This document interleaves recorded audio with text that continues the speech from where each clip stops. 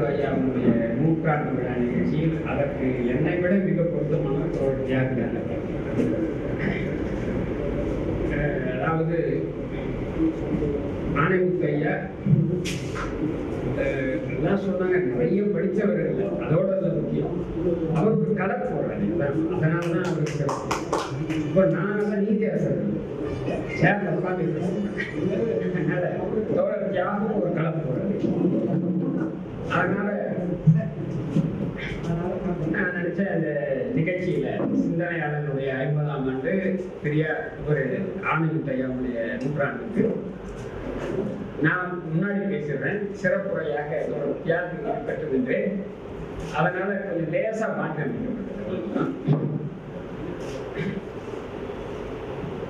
என்ன இந்த நிகழ்ச்சியில கலந்துக்க சொல்லி கூப்பிட்டோம்னு சந்துருத்தோட சொன்னாங்க. நான் உடனே விட்டுருக்கேன், நான் வரேன் அப்படின்னு சொல்லி கொடுத்துட்டேன். எனக்கு இதுல மகிழ்ச்சி. எனக்கு நீங்க தான் சொன்னாம சந்துரு சொன்ன மாதிரி கூட எனக்கு ஆனந்தத்துடன் நீண்ட நெடுங்கால உறவுலாம் கிடையாது. நான் ரிட்டையர் ஆனதுக்கு அப்புறம்னா அவ்வளவு எனக்கு கேட்டா பெரியாரிஸ்டுகளோட அப்புறம் தான் பழக்கம், ரிட்டையர் ஆனதுக்கு அப்புறம் தான். ஆனா நான் அதுக்கு முன்னாடியே பெரியாரிஸ்ட் தான். ஆனா என்னதுல என்ன அங்கீகரிக்கல, அதை ஆய்வுக்கு நீங்க தான் உட்படுத்திக்கணும்.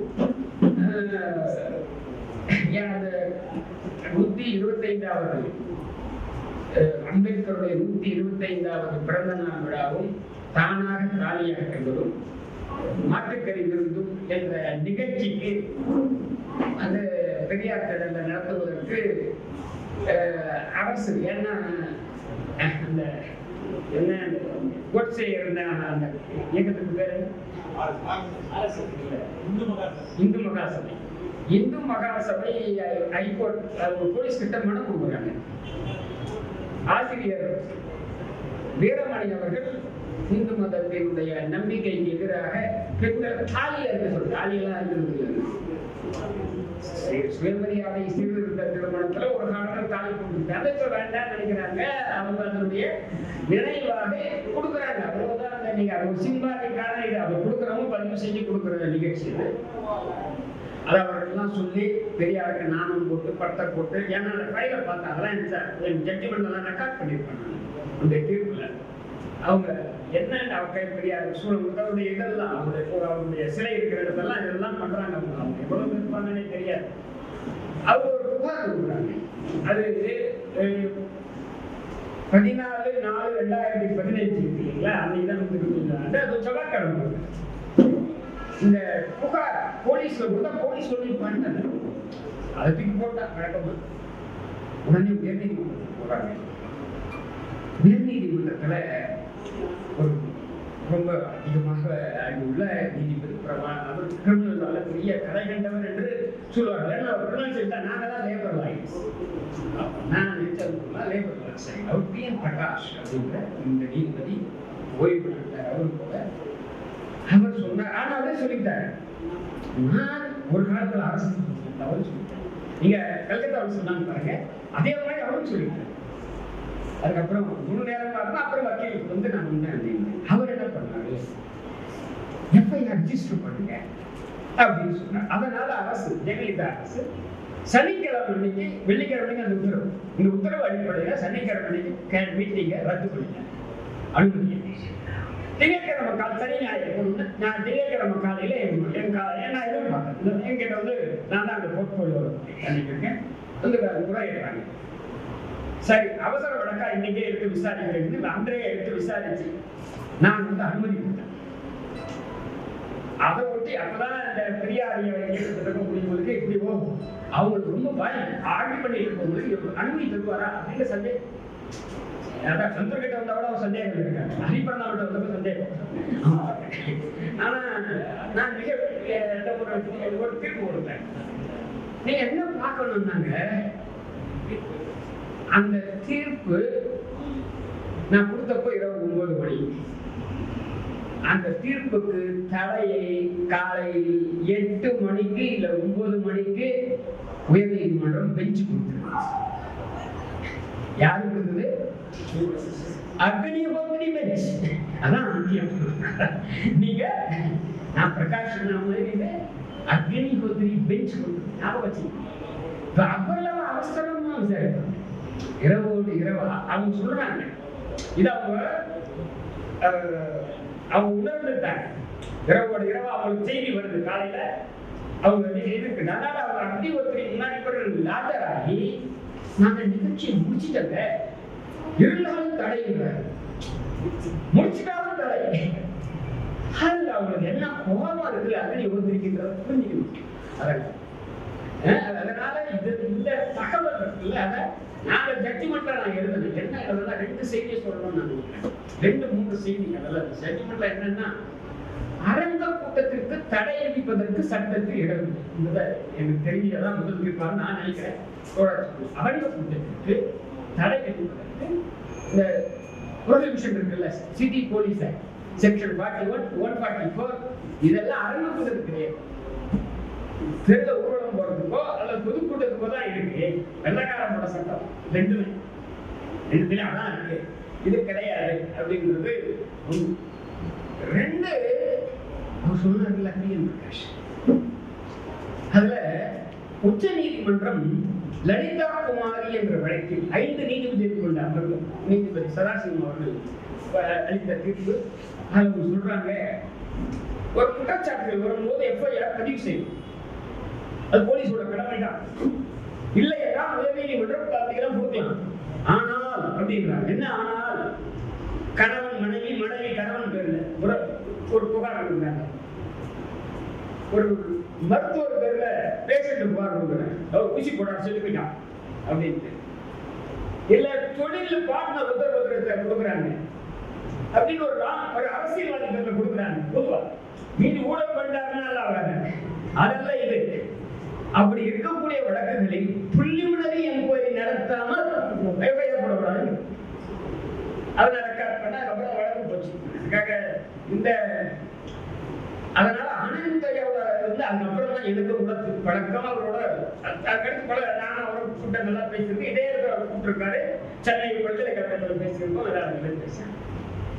அப்ப அனந்தயோட நினைத்தால என்னதான் பேசுறது அப்படின்றத நான் யோசிச்சேன். என்னன்னா, நீங்க எல்லாரும் சொன்ன மாதிரி ஆணைமுத்தையாவுடைய பெரும் பங்கு களப்போராட்டத்தில் அந்த 27% இடஒதுக்கீட்டுக்காக அவர் ஆற்றிய பெரும் பங்கு மண்டல் கமிஷன் அறிக்கை சம்பந்தம். அதை பற்றிய சில விவரங்களை உங்களோட சொல்லணும் அப்படின்ற சாதாரணமா கொஞ்சம் கூடுதலாக அதை பற்றி சொல்லணும் அப்படின்றது. அதுல பெரியாரோ அல்லது ஆணைமுத்தையாவோ அவங்க எடுத்துக்கிட்டீங்கன்னா, அவரு பெரியாரை விட கூடுதலாக இவர் மார்க்சியத்தையும் கூட சேர்த்து சொல்லியிருக்காரு. பெரியார் சொன்னார், ரஷ்யா போயிட்டு வந்தோம்னு சமதர்ம தீர்த்தாரெல்லாம் சொன்னார். அதுக்கப்புறம் பார்த்தாங்க அதெல்லாம் வேணாம், இங்க முதலில் சாதி ஒழிய வேண்டும் ஒற்றை திட்டமாக வச்சுங்க. சாதி விடுதலை, சாதி ஒழிப்பு, பெண் விடுதலை என்பதுதான் பெரியார் சிந்தனையினுடைய சுருக்கத்தை சொல்லணும்னா இதுதான் நான் நினைக்கிறேன். ஏன் அப்படி சொல்றாரு நான் யோசிக்கிறேன்னா, நான் ஒரு மார்க்சியத்தை வெளிப்படுத்தலாம். ஏன் யோசிக்கிறேன்னா, உண்மையில் ரவீந்திரநாத் சொன்னாரு, மார்க்சினுடைய களம் ஐரோப்பா, நிச்சயமாக இந்தியா கிடையாது. ஐரோப்பாவில் சாதி கிடையாது. சாதி இல்லாத சாதியை எப்படி ஆய்வு பண்ண முடியும்? அன்று இந்த மாதிரி காலமும் கிடையாது. செல்பேசி, டெலிபோன், இது வீடியோ கால் இல்ல, எதுவுமே கிடையாது. அவருடைய உற்ற நண்பர் எங்கெல்ஸுடன் பேசுவதே சிரமம். இவர் லண்டன்ல இருக்காரு, அவரு மான்செஸ்டர்ல இருக்காரு. அதுக்கப்போ மான்செஸ்டர்ல லண்டன் போறதுல நீண்ட கால நேரம், இன்னைக்கு மாதிரிலாம் கிடையாது. அதனால அவர் என்ன சொன்னாரு, உழைக்கும் மக்கள் ஒன்றுபட்டால்தான் உன்னத அந்த அவங்களுடைய வெற்றி விடுதலை அடைய முடியும், சுரண்டலை ஒழித்து அவர்களுடைய உலகத்தை அடைய முடியும். இழக்கப் போவதற்கு அவங்க விலங்குகள் இருக்கு, அடைய போவதற்கு பொன் விலங்கு ஒற்றுமையாக இருக்கின்றன. அப்போ தொழிலாளர்களை ஒற்றுமையாக இருக்கிறது. இங்க இருக்கக்கூடிய தொழிலாளிகள், இங்க இருக்கக்கூடிய பல பேருக்கு பின்னாடி எல்லாம் கட் பண்ணிட்டோம் இன்விடேஷன்ல. ஆனா யாருக்கு நமக்கு எல்லாம் ஜாதி இல்லை, சீரியஸா எடுத்துட்ட இல்ல பொதுவாக கேட்கணும். நான் சொல்றேன், பொதுவாக சொல்றேன். ஏன்னா சாதிக்குள்ளாரதான் இன்னும் திருமணம் இருக்கு. அது இருக்கும் வரை சாதி இருக்கு. நான் சொல்ல அம்பேத்கர் சொல்றேன், சாதிக்குள்ளார திருமணம் தொடர்ந்து நடக்கும் 5 இல்ல 10% வரைக்கும் சாதியை தாண்டிய திருமணங்கள் இருக்கலாம். அதை தாண்டி 90% திருமணங்கள் சாதிக்குள்ள. இதுக்கு முன்னாடி அக்கா பொண்ணு அத்தை பொண்ணு கட்டினா அது இல்லை. இப்போ அவ்வளவுதான். இப்ப சைவமா எல்லா சைவமும் ஒண்ணாங்க, இல்ல சூத்திரர்கள் தான் ஒண்ணாங்க.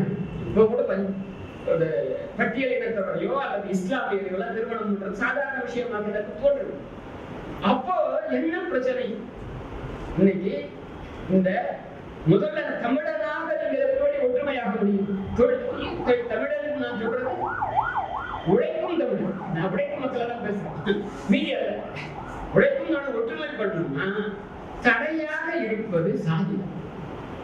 நான் தோழர்கள் மாதிரி நான் அவர்கள ஈழ போராட்டத்துக்கு நமக்கு தமிழ்நாட்டில் சாதி பெரும் தடை என்று கருதுகிறேன். ஈழத்திலே பெரும் தடை மதம் என்று கருதுகிறேன். அங்க இருக்கக்கூடிய இஸ்லாமிய தமிழர்கள் அந்த போராட்டத்துல சுத்தமாக பங்கெடுக்கலன்னா ஒரு கட்டத்துல எதிராகவும் இருப்பார். அதுக்கும் சாத்தியம்.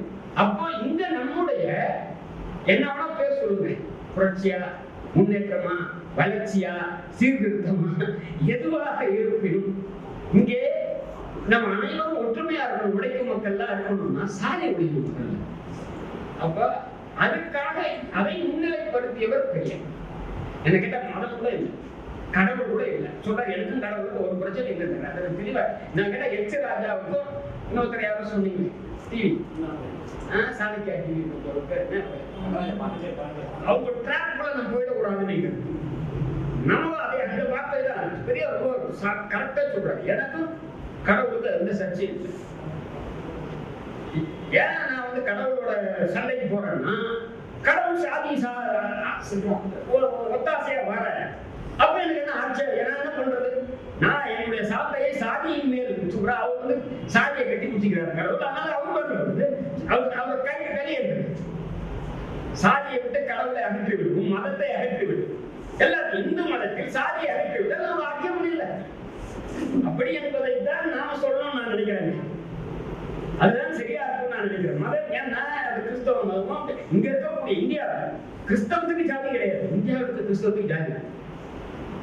ஏன்னா மாறின Christian schedule cost, Adi Dravida Christian, SC Christian எல்லாமே. அப்போ எனக்கு என்னன்னா இங்க முன்னாடி போடுவாங்க, பின்னாடி போடுவாங்க. பொண்ணப்ப கிறிஸ்டியன் ஆயிட்டாருன்னா அப்ப நாடா கிறிஸ்டியன் மாறி. இதுதான் எல்லாத்தையும் உச்ச நீதிமன்றம் சொல்லுது. இங்கே மதத்தினுடைய சாதியினுடைய தாக்கம், இந்து மதத்தினுடைய தாக்கம் எல்லா மதத்துக்கும் எதுவுமே விலக்கு கிடையாது. கிட்டத்தட்ட இந்து அங்கமாக இருக்க இஸ்லாம் உட்பட சொல்றாங்க. உச்ச நீதிமன்றத்துடைய தீர்ப்புல, இந்திரா சகானி தீர்ப்புல, மண்டல் கமிஷன் தீர்ப்பு, இந்திரா சகானி தெரியாம இருக்கலாம் அது சொல்றாங்க. அப்ப இந்த விவகாரத்தை வரும்போது ஜாதி ஒழிக்கிறதுக்கு அது ஒரு சிறு ஒரு ஆயுதம் வந்து இடம் முழுக்க ஆயுதம் இல்லை, அது ஒரு சிறு ஆயுதமாக நான் பார்க்கிறேன். அன்னைக்கு ஐயாவும் அப்படிதான் பார்த்தாங்க. அது வந்து எவ்வளவு சிரமம், என்ன மாதிரியான பிரச்சனைகள் அப்படிங்கிறத பார்க்கலாம்.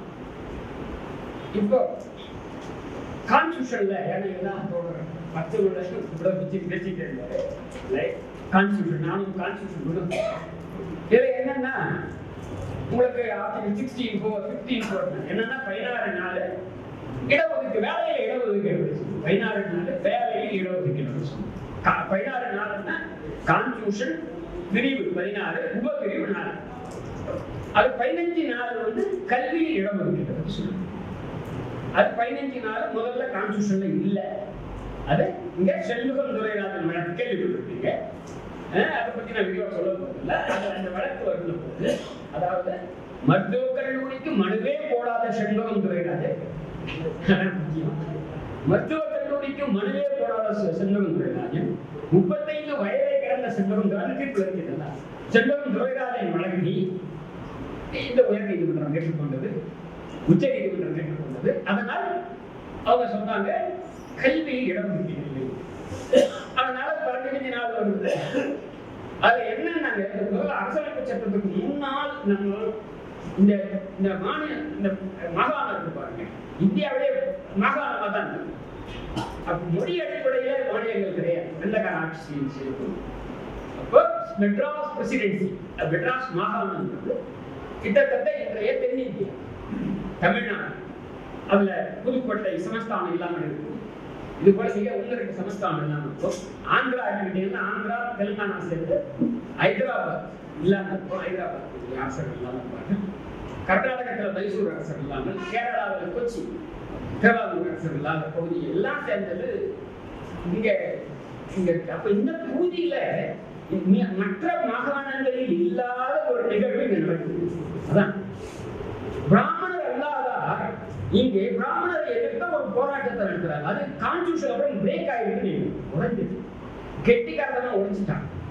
அதுக்கு முன்னாடி நீதி கட்சி ஆட்சியில இவங்க சொன்னாங்க கம்பார்ட்மெண்டலைசேஷன், பிராமணர்கள் ஒதுக்கீடு நம்ம ஆட்சேபனை இல்லை. இப்ப என்ன சொல்லிட்டான், பிராமணர் மட்டும் இல்ல, சூத்திரர்களே ஒரு பிரிவு இல்லை. நான் பிராமண ஒருத்தர் அது கூட புத்திசாலித்தனமா வச்சுக்கிட்டாங்க. தமிழ்நாட்டுல பெரிய தாக்கம் இல்லாவிட்டாலும் வட இந்தியாவில் இன்னும் அது பெரிய தாக்கத்தா இருக்குதுன்னு நான் நினைக்கிறேன். என்னுடைய ஆய்வுக்காக சொல்றேன். தமிழ்நாட்டிலே அந்த வாய்ப்புலாம் இல்லாமல்லாம் இல்லை, பார்க்கலாம். அதுக்கு இவங்க வேற வேற பேர்ல அவங்க எல்லாம் வந்தாலும் அதுக்காக என்ன பண்றாங்க, பிராமணர்கள் தான் வர முடியாது, மீதி பேர்லாம் இருக்கவங்க வேற பேர்ல பிசின்னு சொல்லி வரலாம். அதுக்காக தான் எம்பிசி வரும். ஆனால் இது காரணம் என்ன, 16(4) அந்த 16(4)ல பேக்வர்ட் கிளாஸ்க்குள்ள பார்ப்பனர்கள் மட்டும் இல்ல, சூத்திரர்களும் மீதி பேர்ல அப்படின்றத அவங்க கொண்டு வரணும். அதான் இன்னைக்கு நிலவு. அது அந்த உண்மையை நான் பார்க்கணும். இப்படி வரும்போது உங்களுக்கு ஒரு சத்தம், இதை முதலாக இந்த பின்தங்கியவர்களுக்கு ரிசர்வேஷன் பற்றி கொடுத்த குரல் இருப்பாங்க. பெரியார் கொடுக்கிறதெல்லாம் வந்து தமிழ்நாட்டுக்கு அகில இந்திய அளவில் குரல் கொடுத்தது யார்? நான் நிச்சயமா கேட்கிறேன். குரல் கொடுத்தது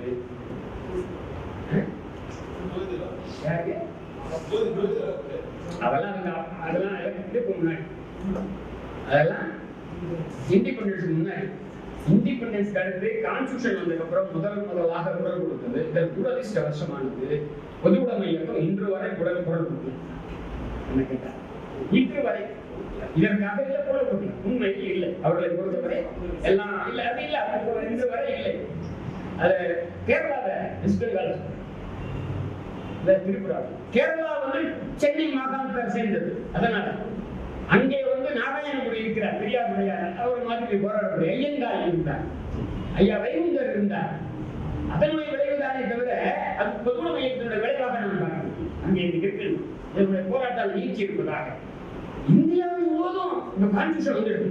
கான்ஸ்டிடியூஷன்ல பேக்வர்ட் கிளாஸுக்கு ரெப்ரசன்டேட்டிவ் 16(4) வரனா என்ன பண்ணும், யார் பேக்வர்ட் கிளாஸ் ஐடென்டிஃபிகேஷன் வேணும். அதை எப்படி பண்ணணும்? 340 சொல்லுது, அது ஒரு மெத்தட் இல்லாம வேற மெத்தட் கூட பண்ணலாம். 340 ஆர்டிகல் 340 16 மாதிரி ஒரு கமிஷன் கொண்டு பண்ணணும். முதலாக டாக்டர் அம்பேத்கர் தான் இந்த குரலை எழுப்பினார். இதை நீங்க சொல்லலாடி நமக்கு அவர் தான் வந்து ரிசைன் பண்றாரு. எப்ப ரிசைன் பண்றாரு? 27 செப்டம்பர் 1951 அவர் ரிசைன் பண்றாரு. அவருக்கு ஒரு எண்ணம் வருது, நம்ம ரிசிக்னேஷன் ஸ்டேட்மெண்ட் தரணுமா, வெறுமே போயிடலாம் அப்படின்னு சொல்றாரு. இல்ல ஸ்டேட்மெண்ட் கொடுத்துட்டு தான் போகணும் அப்படின்னு பண்றாரு. அவருடைய வால்யூம் 14 பிரிண்ட் ஆயிடும். போட்டாங்க இல்லையா, மகாராஷ்டிரா போட்டா மோடி போட்டுருக்காங்க, தேர்தலுக்காக அவரும் போடுவாங்க அம்பேத்கர். அந்த ரிசிக்னேஷன்ல அவர் பல 3-4 கருத்துக்கள் சொல்றாரு.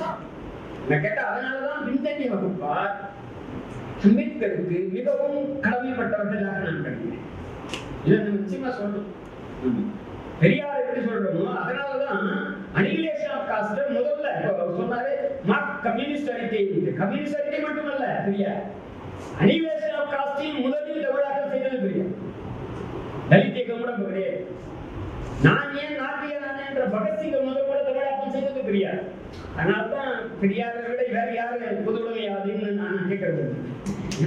அதானே வேற என்ன பொதுவுடைமைன்னு எனக்கு அப்ப தெரியாது. நான் சிபிஎம் இருக்கும்போது இந்த விவரங்களுக்கு போகல, அது துரதிர்ஷ்டவசமான. அப்போ அம்பேத்கருடைய ரிசிக்னேஷன்ல அவர் வந்து பெரிய எல்லாருக்கும் தெரிஞ்சது இந்து கோட்பில் தான் சொல்லுவாங்க. இந்து கோட்பில் இன்னும் 2-3 விஷயங்களை சொல்லுவாரு. அதை படிச்சீங்கன்னா இன்னைக்கு சொன்னோம்னா நாமள சொல்ல தேச விரோதி. அப்ப சொல்றாரு, அப்பவே 51 சொல்றாரு, காஷ்மீருக்காக கோடிக்கணக்கில் ராணுவ செலவு தேவையற்றது. அந்த முஸ்லீம் இருக்கக்கூடிய ஸ்ரீநகர் காஷ்மீர் வேலையை பாகிஸ்தான் கொடுத்துடலாம், இந்துக்கள் வரக்கூடிய தொகையை நாம் எடுத்துக்கலாம் இப்படி சொன்னோம்னா துரோகி. அம்பேத்கர் எழுதியிருக்காரு அந்த ரெசிக்னேஷன்ல. அது முக்கியம் இல்லை. நான் 4 இவ்வளவுதான் நான் படிக்க போறேன். மொத்தம் 12 பக்கம் இருக்கிறதுல நான் 4 தான் கொஞ்சம் ஆங்கிலத்தில் இருக்கு. நான் வேணா தமிழாக்க சொல்றேன். I will now refer to another matter that has made me dissatisfied with the government. Design பண்றதுக்காக எனக்கு இந்த அரசுடன் ஒரு மகிழ்ச்சி இல்லை. நான் அதனால போறேன். It relates to the treatment accorded to the backward classes and scheduled castes. இவர்களை வந்து ட்ரீட். I was very இதுக்கப்புறம் தான் முக்கியம். I was very sorry that the constitution did not embody any safeguards for the backward classes. Scheduled castes. I was very sorry that the constitution did not embody any safeguards for the backward classes. It was left to be done by the executive government. அதனால் கூட சேர்த்து ஒரு அந்த லைன்ல படிக்கிற by Article 3.5 on the basis of the recommendations of a commission to be appointed by the president. அவங்களுக்கு எப்போ யார் செய்யணும் இதை? பிரசிடென்ட்னா மத்திய கேபினெட், பிரைம் மினிஸ்டர். அவங்க ஒரு கமிஷன் போட்டு பேக்வர்ட் கிளாஸ் யாருன்றா மெண்டல் கமிஷன். இப்ப சொல்றேன் அத இடையில என்ன அந்தந்த மாநிலத்தில் அந்தந்த கூட சொல்லக்கூடாது.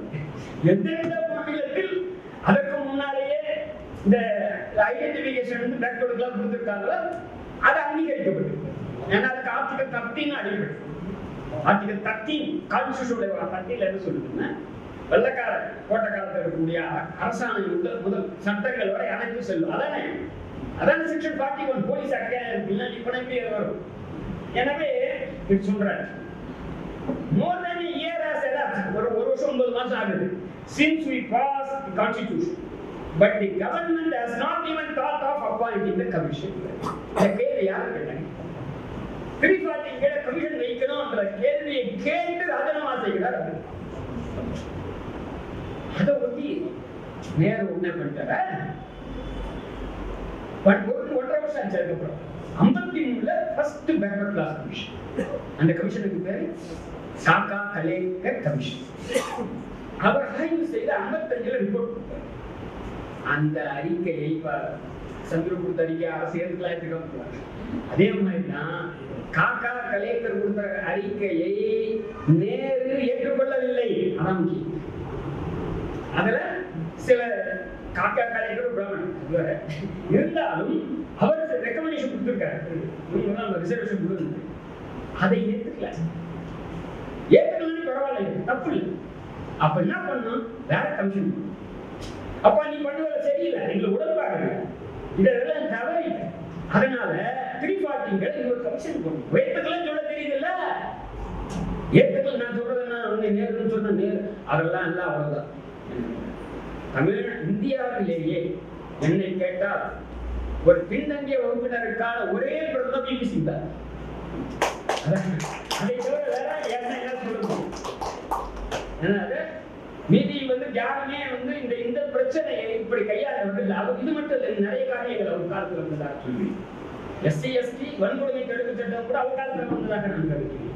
அம்பேத்கருக்கு புத்தி ஷெட்யூல் காஸ்ட் வந்து ஆக்கிறதும் அவர் காலத்தில் கருதுகிறேன். அதனால விபி சிங் வந்து பண்ற காரியங்கள் வந்து முக்கியமானதாக நினைக்கிறேன். அப்போ என்னாச்சு, நேரு போயிட்டாங்க, கமிஷன் இல்லை. என்ன கமிஷன்? 340 கமிஷன் வேற நினைச்சிருக்காங்க. 2 நேரு கட்சி நம்ம சொல்லுவோம் சாஸ்திரி. நம்ம ரொம்ப பெரிய மயக்கம் தான். என்னது எல்லாரும் ஒரு சாஸ்திரி. அவருக்கு இப்போ நேருக்கும் சிறப்பான பண்பு இருக்கலாம். அவர் ஒரு மத வெளியர் இல்லை, சிக்குலர் அப்படின்னு சொல்லலாம். அதே மாதிரி சாஸ்திரியும் சொல்லலாம். இருந்தாலும் அவர் இதை மட்டும் பண்ணலன்றது இல்லை. அவருதான் சாஸ்திரி மாவு பண்டார நாயக்கா உடன்பாடு போட்டவர். தமிழர்களுக்கு அனாதையாக்கி புரட்டி விட்டவர். நாம் அப்படி பகுத்தாய்வதே இல்லை. ஏன்னா ஒரு நாட்டை சிட்டிசன் 200 வருஷம் அங்க இருக்கான், அவனுக்கு ஸ்டேட்லெஸ் ஆக்கி விட்டுறாங்க. 2 அதுக்கடுத்து சாஸ்திரிக்கு அடுத்து இந்திரா காந்தி அந்த மாதிரி ஒன்றும் பண்ணல. இந்திரா காந்திக்கு எமர்ஜென்சிக்கு அடுத்து ஜனதா பீரியட் வருது. மொரார்ஜி தேசாய் தான் 79 1979 நினைக்கிறேன். அன்றைக்கு தான் மண்டல் பிபி மண்டல் தலைமையில் குழு அமைக்கப்படுகிறது. அதான் மண்டல். இதை தெரிஞ்சுக்கிறதுக்காக அவர்கள் 31/12/80 அவர் அறிக்கை கொடுக்குறாங்க. மார்ச் 80 அவங்க வேலையை தொடங்குறாங்க. 31/12/80 அறிக்கை கொடுக்கும்போது ஜனதா கட்சி இந்த ஆட்சி இல்லை, இந்திரா வந்தாச்சு. இப்ப என்ன இந்திரா பண்ணாங்க, மீண்டும் அதை தூக்கி வரல போட்டாங்க. அதுக்காக தான் சிந்திச்சு, அதனாலதான் நான் சொல்லணும். ஏன்னா அப்ப ராஜீவ்காந்தி மண்டலை எதிர்த்து அங்கே பேசிய பேச்சு இருக்கு பாருங்க, அந்த நேரத்துல பாராளுமன்றத்துல, அதெல்லாம் மறக்க முடியாத பேச்சு கேட்டேன். இன்னைக்கு ராகுல் காந்தி அதற்கு மன்னிப்பு கேட்கணும்னு நான் சொல்ல கேட்டேன். ஏன்னா எல்லாருமே பாரதிய ஜனதாவுக்கு என்ன உண்டோ அதே கருத்து இவர்களுக்கு உண்டுன்னு நான் நினைக்கிறேன். இன்னைக்கு அவர் ராகுல் காந்தி மாற்றி பேசுகிறார், இல்லைன்னு சொல்றேன். இன்னைக்கு அவருடைய பேச்சிலே ஒரு மாற்றம் இருக்கிறது. ஆனால் அவர் தன்னை ராஜீவ் காந்தி அப்படி இல்லை, கடுமையாக இதை எதிர்த்து பேசுறாங்க.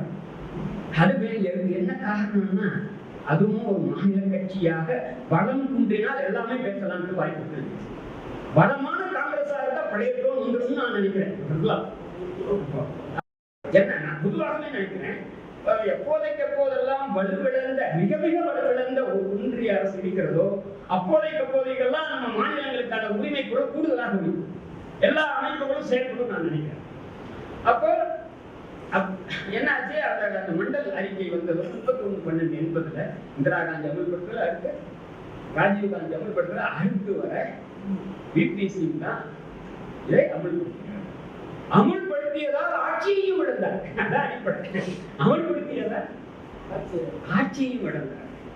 அப்ப இந்த உச்ச நீதிமன்றம் என்ன பண்ணுச்சு, உச்ச நீதிமன்றம் என்ன பண்ணுச்சு, ஸ்டே கொடுத்தது. இதற்கு தடை கொடுத்தது. தடை கொடுத்ததுக்கு அது என்ன, இதுக்கெல்லாம் காரணமா தெரியாது. வெளியில ரத்த கலரி நடக்குது, அதனால ஸ்டேட் தடை கொடுக்கலாமா எனக்கு தெரியல, கொடுக்கிறார். ஏன்னா இப்போ இடபிள்யூஎஸ் கொடுக்கல. அதே மாதிரி இந்த வெண்டல் கமிஷனுடைய பரிந்துரையில் ஒரு பகுதி தான் அமல்படுத்தப்பட்டது. பிபிசி தான் எது 16 நாள், வேற 27. அதுல மண்டல் என்ன சொல்றாரு,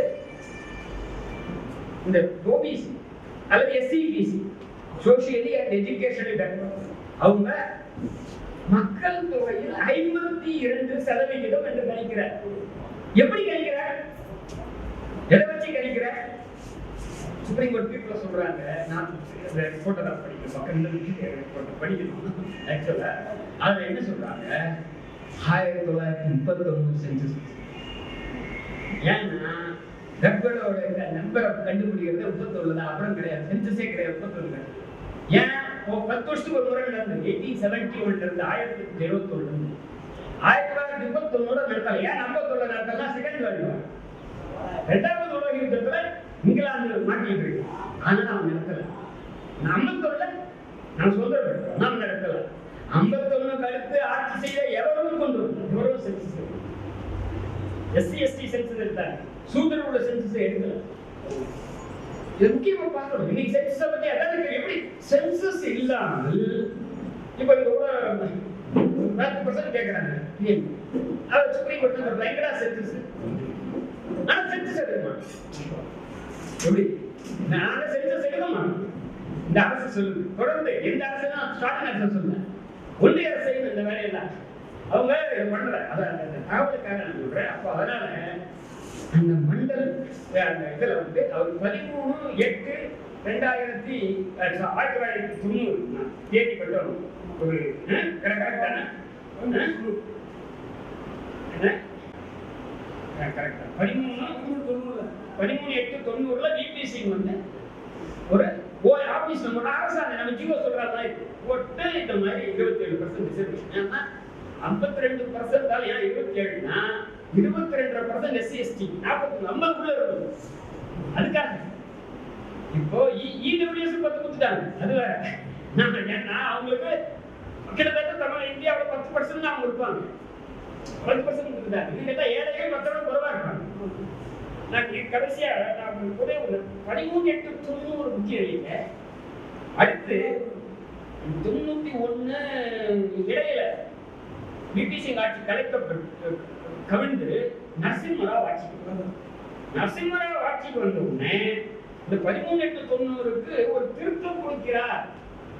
அதுவும் உச்ச நீதிமன்றத்துல மண்டல் தீர்ப்புல 9 நீதிபதிகள் கொண்ட அமர்வு விவாதத்துக்குள்ளாக்கப்பட்டது, தீர்ப்புக்குள்ளாக்கப்பட்டது. அதெல்லாம் நான் முக்கியமா நான் சொல்றேன், பெரிய துரோகம் செய்தது 25/3/90 அந்த காங்கிரஸ் என்ன பண்றாங்கன்னா அவங்க 2 விஷயத்தை சேர்க்கிறாங்க. ஒண்ணு பிபிசி கொண்டு வந்ததுல இல்ல மண்டல்ல 2 கிரிமி லேயர் கிடையாது, எக்கனாமிக் கிரைட்டீரியா கிடையாது. அதை சேர்ப்பது நரசிம்மராவ். நான் கூட சர்ச்சின்ற பொருள்ல ஆரம்பி படிக்கிறப்பதான் அதை நீதிபதிகள் கண்டுபிடித்தது அல்ல. இவங்க 25/9/91 இந்த எக்கனாமிக் கிரைட்டீரியாவை கிரிமி லேயரை முதலாக மத்திய அரசு பணினா எல்லா பணிகளும் பொதுத்துறை உட்பட பேங்க், எல்ஐசி, ரயில்வே இது எல்லாத்துக்கும் சூத்திரர்களுக்கு பட்டியலில் தவிர்த்து மீறி இருக்கவங்களுக்கு இடஒதுக்கீடு வந்தது முதல்ல. அதான் 92 தான் வருது. வரும்போதே என்னது கிரிமி லேயர் அப்படின்றத நரசிம்மராவ் சொல்றாரு. 2வது என்ன கொடுக்குறாரு பிபிசி ஜியோக்கு 10% இப்ப இடபிள்யூஎஸ் இருக்கான்னு சொல்றாரு, முன்னேறிய சாதி பிராமணர்கள். அப்போ உச்ச நீதிமன்றம் என்ன பண்ணுது, உயர் சாதிக்கான 10% வந்து அரசியலமைப்பு சட்டத்துக்கு விரோதமானது, ஆனா அரசியலமைப்பு சட்டத்தை அதுக்கு ஏற்பாடு இல்லை அப்படின்னு ரத்து பண்ணிட்டு இதை ஒதுக்குது. எக்கனாமிக் கிரைட்டீரியா கிரிமி லேயர் ஒதுக்குது. இந்த நேரத்துல நான் ஒரே ஒரு தகவல் மட்டும் உங்ககிட்ட பதிவு பண்ணணும்னு நினைக்கிறேன். இந்த பதிவு மிக முக்கியமானதாக நான் கருதுகிறேன். என்னன்னா பார்லிமெண்ட்னா நமது அரசமைப்பாவை தான் பார்லிமெண்ட் 1946 இருந்து 52 வரை முதல் தேர்தல் நடக்கும் வரை அரசமைப்பு அவைக்கு 2 முகங்கள், ஒன்று அரசமைப்பு அவை, இன்னொன்று அதேதான் பாராளுமன்றம். அதுக்கான பிரைம் மினிஸ்டர் நேரு, சட்ட அமைச்சர் அம்பேத்கர் 25/9/51. அப்போ அங்க முதல் திருத்தம் வந்த போது, முதல் திருத்தம் எல்லாமே நமக்கு ஏற்புடையதுன்னு என்ன சொல்ல மாட்டேன். முதல் திருத்தம் மிக கான்ஸ்டிடியூஷன்ல பல பிரிவுகள் பேசப்பட்டது. அதை முக்கியமான பிரிவு 14 வரும்போது விவாதம் நடக்கும். எனக்கு நம்பர் ஞாபகம் இல்லை, 343 என்று நினைக்கிறேன், எனக்கு எண்ணிக்கை ஞாபகம் இல்லை. அது 9 பேரும் நம்ம தான் ஒரு அதுக்கு திருத்தம் கொடுக்குறாங்க. அதுல சோசியலி அண்ட் எஜுகேஷனலி பேக்வர்டுக்கு சோசியலி, எஜுகேஷனலி அண்ட் எக்கனாமிக்கலி இந்த ஒரு வார்த்தையை சேர்த்து 9 பேர் கொடுக்குறாங்க. அதில் ஒருத்தர் சியாம் பிரசாத். அவர் அப்ப காங்கிரஸ்ல மந்திரியா இருக்கார், அம்பேத்கர் மாதிரி. காங்கிரஸ் அதாவது ஜனசன் ஆரம்பிக்கிறதுக்கு முன்னாடி அவர் கொடுக்கிறார். அது ஓட்டெடுப்பு விடப்பட்டு 9 பேர் தவிர மீதி பேர் அத்தனை பேரும் பாராளுமன்றத்தால் நிராகரிக்கப்பட்டதை எக்ஸிகியூட்டிவ் கவர்மெண்ட் நரசிம்மராவ் கொடுத்த உச்ச நீதிமன்றம் ஏற்கனவே பாராளுமன்றம் நிராகரித்தது. அதை மிக பெரும்பாலான எண்ணிக்கை 9 பேரை தவிர அவங்க தான் டிசம்பர் 19 பேர் யார் 9 பேர் பார்த்தா கண்டுபிடிச்சிடலாங்க. அந்த டிபேட் சபையில கிடைக்கும். ஆனா இப்போ அதை படிக்காங்க. அப்போ மண்டலை பத்தி ஒரு 3-4 விஷயங்களை மட்டும் சொல்லி ஒரு 5 நிமிடத்துல நான் இங்க உரை முடிக்கிறேன். மண்டல் இருக்குல்ல, அதுல அந்த 9 பேர்ல 6 பேர் அந்த இடஒதுக்கீட்டை அந்த ஆணையை ஒத்துக்கிட்டாங்க, கொடுக்கலாம். இந்த இதையும் 3 பேர் கூடாது. இந்த 3 பேர் வந்து தோமன், குல்தீப் சிங், அதுக்கடுத்து சகாய் அப்படின்ற 3 பேர். மீதி 6 பேர் வந்து மொத்தம் 6 ஜட்ஜ்மெண்ட், 3 பேர் தனித்தனி ஜட்ஜ்மெண்ட் கொடுக்குறாங்க. ஆனா எல்லாரும் சேர்ந்து ஒரு ஃபைனல் கன்க்ளூஷன், நாங்க இந்த அரசு ஆணையை பிபிசி கூட ஆணையை, அதாவது இவருடைய நரசிம்மராவ் 2 ஆணையை ரத்து பண்ணிக்கிறோம்னு சொல்லிட்டாங்க. அவங்க மீதி அவங்க மீதி இருக்கக்கூடிய அந்த 6 பேர் வந்து ஜீவன் ரெட்டி வந்து 4 பேருக்காக எழுதுறாரு ஒரு தீர்ப்பு.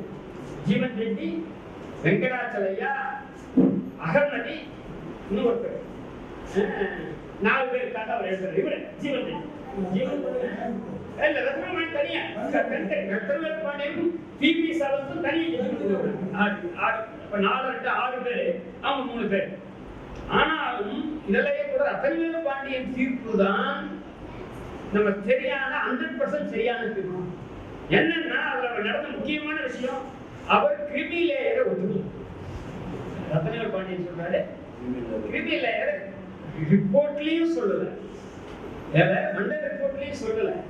இந்த முதல்ல அறிக்கை இவங்க முதல் ஆர்டர்லயும் இல்லை, அதனால ஒத்துக்க முடியாதுன்னு அவர் வந்து நிராகரிக்கிறார். ஆனால் இவங்க மீறி சொன்ன பிபி சாலத்துக்கு கூட கிரிமி லேயரை ஒத்துக்கிறாங்க. அதாவது ஒண்ணு கிரிமி லேயரை பண்ணுவதன் மூலமாக இந்த இடபிள்யூஎஸ் முன்னோடியாக பார்க்கிறேன். இடபிள்யூஎஸ் முன்னோடி. அப்புறம் 2 எஸ்சி எஸ்டிகளுக்கு அதுவரையில் ப்ரமோஷன் ரிசர்வேஷன். அதுங்க பிசிக்கு ரிசர்வேஷன் பணியில தரணுமா டைரக்ட் ரெக்ரூட்மெண்ட் தான் கேஸ். அந்த வழக்குக்கு சம்பந்தம் இல்லாத எஸ்சி எஸ்டிக்கு ப்ரமோஷன் தரத ரத்து பண்ணது மண்டல் கமிஷன். அதை வந்து தெரிஞ்சுக்கணும், அதுக்காக சொல்றேன். எல்லாரும் தோழர்கள்லாம் உச்ச நீதிமன்றம் என்ன அதை சொல்லுங்க அப்படின்னு யோசிக்கப்பா, தெளிவு யோசிக்க மாதிரி அதை புரிஞ்சுக்கிறதுக்காக தான் நான் உங்ககிட்ட கேட்கிறேன். என்னன்னா பாருங்க, ஏன் காரணம்ன்றது தான். ஏன்னா உச்ச நீதிமன்றத்தில் இவங்கெல்லாம் சொன்னீங்க பாருங்க, யாரும் இந்த பேக்வர்ட் கிளாஸ் ஜட்ஜே கிடையாது, கிட்டத்தட்ட எஸ்சி ஜட்ஜே கிடையாது, எஸ்டி ஜட்ஜே இது வரைக்கும் அப்பாயின்மெண்ட்ல கிடையாது. எஸ்டி ஜட்ஜ் வரைக்கும் வந்ததே கிடையாது, உச்ச நீதிமன்றத்தினுடைய கதவு பக்கமே வந்தது. அப்ப இதுதான், அப்போ ப்ரமோஷன் கிடையாது. 3வது ஒரு லட்சுமண் ரேகா கோடு போட்டு 50% மேல அப்படின்ற ஒரு கோடு அதை போட்டாங்க. இது அது சொல்லாம என்னன்னா என்ன சொன்னாங்கன்னா, 4 பேருடைய எல்லாருடைய தீர்வுலையும் இருக்கு. கிட்டத்தட்ட ஒரு ரத்னவேல் பாண்டியன் தவிர, ரத்னவேல் பாண்டியன் தான் 50% ஒத்துக்கல, கிரிமி லேயரையும் ஒத்துக்கல, வேற அவர் தான் முழுக்க இந்த பக்கத்தை என்ன பண்றாரு. இதுல என்ன சொல்றாங்க, இந்த ரிசர்வேஷன் 27% கீழ்மட்ட வேலைக்குன்றாங்க. என்ன கீழ்மட்ட வேலை? நான் இந்த தமிழ்நாட்டு சபா சின்ன வேலைகள் இருக்கு பாருங்க, குரூப் 4, குரூப் 3, கொஞ்சம் குரூப் 1 இல்ல அதுக்கு மேல இருக்கு பாருங்க, அதுக்கு அப்படிங்க. அப்போ எனக்கு அதை பேரா 838 மண்டல கமிஷனுடைய 838வது பேரா மெஜாரிட்டி ஜட்ஜ்மெண்டோட பேரா. அதுல ஃபுல்லா நான் படிக்கணும் நேரத்துக்காக இதோட பேசணும். Be that as it may, we are of the opinion that in certain services and in respect of certain posts, application of the rule of reservation may not be advisable for the reason indicated here in the efficiency of administrationல நிர்வாக திறமை குறைஞ்சிருக்கு. அதனால என்னென்ன service, different services including the technical post therein but excluding civil post. 1, 2, all technical post establishment engaged in research and development including those connected with atomic energy and space. 3, teaching post of professors and above. அப்படின்னா பியூனாலே ப்ரொஃபஸரா இருக்காங்க. 4, post in super specialties in medicine, engineering and other scientific and technical subjects. Post of pilot in Indian Airlines and Air India. அதோட இல்ல, இந்த கடைசியில முத்தாய்ப்பா சொல்றாங்க, the list given above is merely illustrative and not exhaustive. இப்ப நாம சொன்னது உதாரணத்துக்கு, இது போல illustrative not exhaustive. இந்த மாதிரி உயர் பதவி எதுவும் அப்படின்னா ஹைகோர்ட் ஜட்ஜ் கிடையாது, உச்சநீதிமன்றம் கிடையாது. நீங்க சொன்னீங்க பீகார் போனார் தலைவர் பாட்னா, அங்கே பாட்னாவில் சபார்டினேட் ஜுடிஷியரிக்கு 91ல இருந்து இன்னும் போராட்டம் நடந்துருக்கு. 2 ரவுண்ட் போயிருக்கு. அங்க கொடுத்த ரிசர்வேஷன் கொடுத்ததுல ஸ்ட்ரைக்கும் பண்ணுறாங்க. சுப்ரீம் கோர்ட் அவர் மீண்டும் அவர்களை இன்டர்வென் பண்ணி மீண்டும் நீ ஹைகோர்ட்டோட கன்சல்ட் பண்ணி ஆர்டிகல் 35 ஒரு 3 சொல்லி சொல்றாங்க. மறுபடியும் மறுபடியும் இன்னைக்கு வரைக்கும் கிடையாது. மண்டலுடைய பேரை நாங்கள் இங்க படிப்பித்த போது அங்க பார்த்தா உயர்நீதிமன்ற நீதிபதி நாங்கள் போக்குவரத்து ஒரு நிகழ்ச்சிக்கு போறோம். நான் பல புத்தகங்களை சொல்லியிருக்கேன். அந்த மண்டல் கிட்டத்தட்ட சென்னை உயர்நீதிமன்றத்துக்காக இணையாக நீதிபதிகள் எண்ணிக்கை. ஏன்னா பீகார் தமிழ்நாட்டுக்கு இணையான ஒரு மாநிலம். அவர் சொன்னார், அவர் ஒருவர் தான் பேக்வர்ட் கிளாஸ்ல judge, no SC ST judge. எப்படி இருக்கும் பாருங்க, அங்க வேலை செய்யற ஃபைட்டிங். ஏன்னா அந்த நாங்க 3 நாள் நிகழ்ச்சியில போபால்ல நடந்த ஜுடிஷியல் அகாடமியில அந்த மண்டல் பேரன் சென்னையில இருந்து நாங்க போன எங்கள் 3 பேரை கூட தெரியும். ஏன்னா முதல் நாளே சோசியல் ஜஸ்டிஸ் சம்பந்தமான விவாதம் வருது. அந்த விவாதத்துல நாங்க ஒருத்தர் தான் பேசுறோம், தமிழ்நாட்டுல தான். நானும் சகோதரர் சுந்தரேஷும் கிருபாகரன் மீதி யாரும் பேச மாட்டாங்க. எதிர்வரிசையில் இருக்கிறாங்க. அதில் இவர் ஒருத்தர் தான் இப்ப பார்த்துட்டு வர்றாரு. அப்போ இதுதான் இன்னைக்கு இருக்கு. இப்போ கடைசியா அவங்க நினைச்ச சாதிச்சுட்டாங்க. ரிசர்வேஷன் வேண்டாம்னு சொன்னவங்க அவங்களுக்கான இடபிள்யூஎஸ் ரிசர்வ் கொண்டு வந்துட்டாங்க. அதுல என்ன கொடுமைன்னா அந்த இடபிள்யூஎஸ் ரிசர்வேஷன் 15/6 இருந்துட்டு அது வருவதற்கு அரசமைப்பு சட்டத்தினுடைய பெரிய மோசடி என்று நான் கருதுகிறேன். ஆர்டிகல் 46 சொல்லுவாங்க. கான்ஸ்டிடியூஷன்லயே எனக்கு தெரிஞ்சு இன்ஜஸ்டிஸ் என்ற வார்த்தையை உபயோகப்படுத்துறது 46 தான். இன்ஜஸ்டிஸ் 46ல யூஸ் பண்ற வார்த்தை இன்ஜஸ்டிஸ் அண்ட் எக்ஸ்ப்ளாய்டேஷன். அதுக்கு உட்படக்கூடிய வீக்கர் செக்ஷனுக்கு தான் இது. யார் வீக்கர் செக்ஷன்? வீக்கர் செக்ஷன்னா யாரு? அதே சொல்றாங்க எஸ்சி எஸ்டி. அது இல்லாம வேற யாரா இருக்காங்களா? இருக்காங்க. யார் அவங்க? they are subjected to injustice and exploitation. இந்த ரெண்டு பேருக்கு தான் பண்ணது. அதே 46 பயன்படுத்தினா 2013ல மேனுவல் ஸ்கேவெஞ்சர் அபாலிஷன் ஆக்ட் வந்தது. அவங்களும் இவங்களும் ஒண்ணு. அதான் முக்கியம். Manual scavenger abolition and rehabilitation ஆக்டுக்கான ஆப்ஜெக்ட் அண்ட் ரீசனாக சொல்லப்பட்டது ஆர்டிகல் 46. இடபிள்யூஎஸ்க்கு ஆப்ஜெக்டாக சொல்லப்பட்டது ஆப்ஜெக்ட் அண்ட் ரீசன்ல சொல்லப்பட்டது ஆர்டிகல் 46. அப்ப நம்முடைய சண்டை இப்படிதான் இருக்கணும். கடவுளோடலாம் வேண்டாம் சண்டை. நம்ம இப்படி சொன்னாதான் நமக்கு கடவுள் இருக்கணும். தாராளமா எத்தனை கோயிலோட கட்டிட்டோம். எங்களுக்கு இந்த விஷயத்துக்கு பதில் சொல்லுவோம் அப்படின்றதுதான் நம்ம கேள்வியா. ஏன்னா நம்ம கடவுள் இல்லாம நம்ம காப்பாற்றுவோம். தேவைப்பட்ட நாம சேர்ந்து கோயிந்தா போடலாம்.